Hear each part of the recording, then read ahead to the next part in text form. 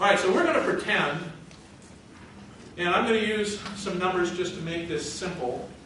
We're going to pretend that the goal for a salesperson, and it doesn't matter whether they're a W-2 salesperson or a rep, because the cost will end up being the same.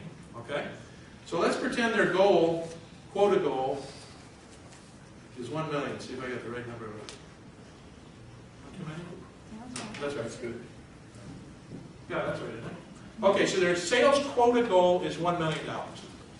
Now, we're going to pretend this is not a manufacturer's rep. We're going to pretend we actually hire this person and pay them.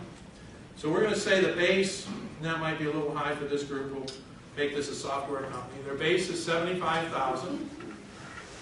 And if they hit their quota, they get a bonus of $37,500, half of their base. Okay?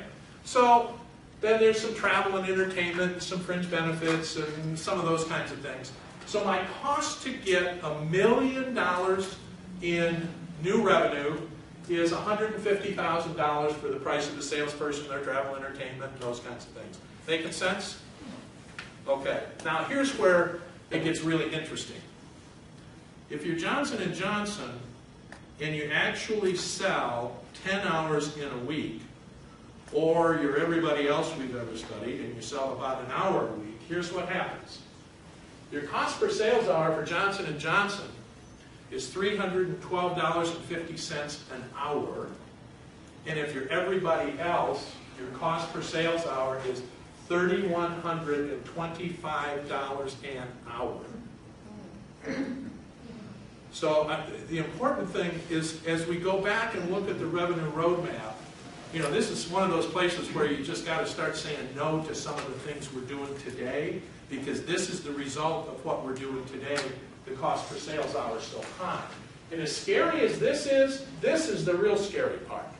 What that says is, if I work for Johnson & Johnson and I get to sell 10 hours a week, if I want to hit my $1 million quota, I've got to sell $2,083 an hour. If I work for anybody else, I got to sell $20,833 an hour to get to quota.